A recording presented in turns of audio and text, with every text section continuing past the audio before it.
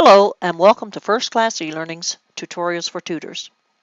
This tutorial will focus on the whiteboard. What you are viewing right now is the default whiteboard, which contains any graphics or markings that you wish to display.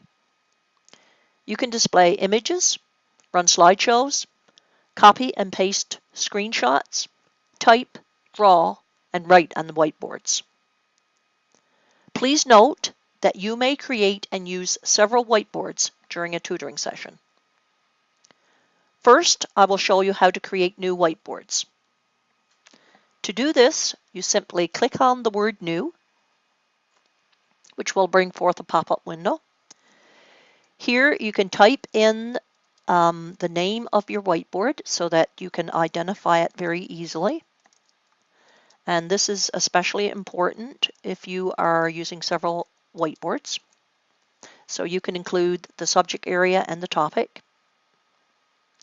This particular one will create a blank whiteboard, which is very useful, especially in math sessions, for example, when students and the tutor can work on the whiteboard and work out answers to questions in math.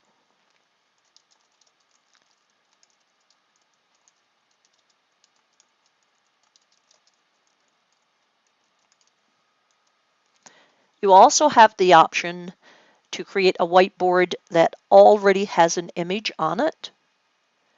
It may be a question in science or social studies, or once again, it could be a math question, which is what I'm going to use as my sample here.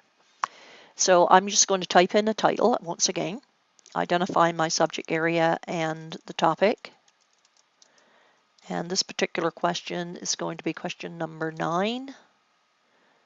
And I have an image on my computer of that particular question. So I know where to find it on my computer, and that's important. Make sure that you know where to find your particular files. Here's the question, and I'm just going to click Open, and it will bring forth a new whiteboard with that particular image on it. The tutor, both the tutor and the student, can draw and interact with the particular whiteboard, with the image that's on the whiteboard. If you wish to delete a whiteboard, and I'm just going to create one just to show you that particular option, I'm going to call it to be deleted,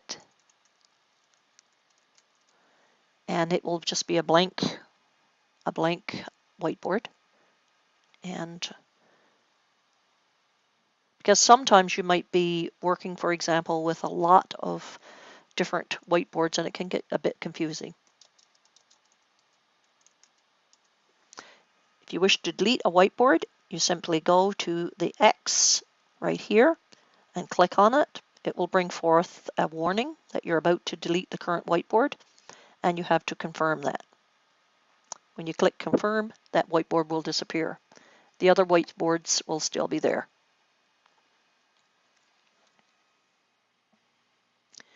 You may also wish to save whiteboards to your presentations library. The presentations library, this is a storage space on the internet that you can access from wherever you are.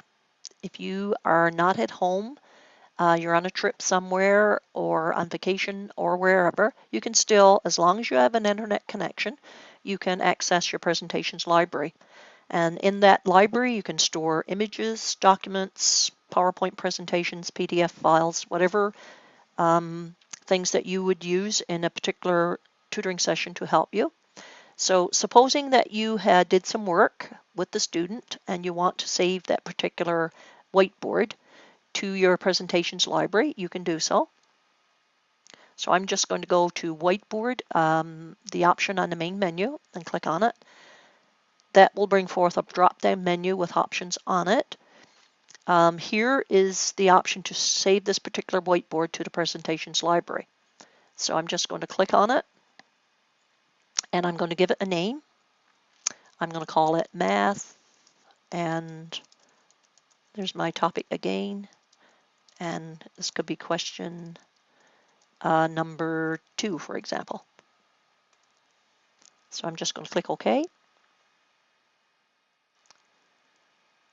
Then this particular whiteboard will be saved to the presentations library. And you get a pop-up message telling you that it was successfully uploaded. Okay, so now I'm just going to go to the presentations library just to make sure that it did in fact get saved there. And as you can see, here it is, math functions, question number 2, which is the one that I saved. To get it to load in a future tutoring session, to get this to load, all you would need to do would be to click on, select it, and then click on launch. And I'm just going to show you the difference here. This was the original, and this is the one that was saved in the presentations library. And as you can see, it looks just like the original.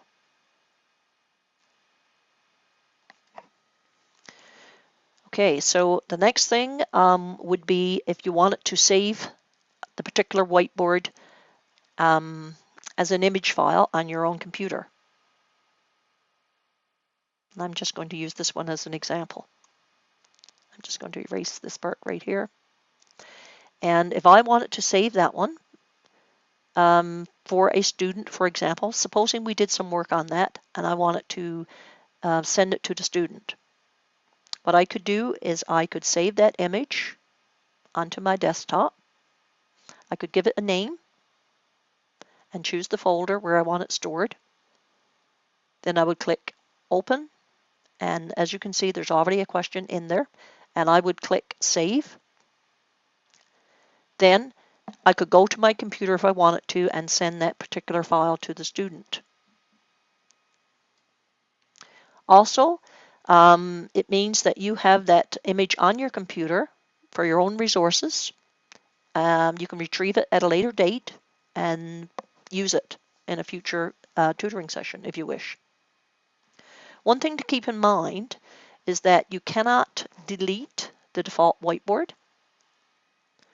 However, you can mark on it and you can add images or remove them. And the thing to remember, though, is that it just cannot be deleted. You can toggle between the different whiteboards by using the board control scroll down arrow, so you can see all the different questions and the different whiteboards. Keep in mind that the tutor has full control over the whiteboards, and for a student to be able to mark on the whiteboard, the tutor would have to give permission to that student by highlighting the student's name and then going to user control on the top of the main menu. And the option is there to allow whiteboard control. Once that's been given, then the student can then type onto the whiteboard if they wish, or draw. And that black line that just came there, that was done by the student's computer. So in order for the student, as I said, to be able to interact, don't forget that you have to give the student permission.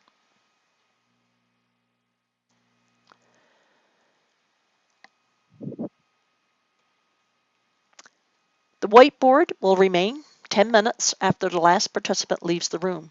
So if you happen to get disconnected for some reason, then the whiteboards will stay there for at least 10 minutes. That enables you to get back in time before they disappear. And of course, if you had the whiteboard stored in your presentations library, even if they disappear from the classroom, you can still retrieve them from your library. This concludes this tutorial on the whiteboard. The next tutorial will demonstrate how to use the different drawing tools with the whiteboard. Thank you for listening.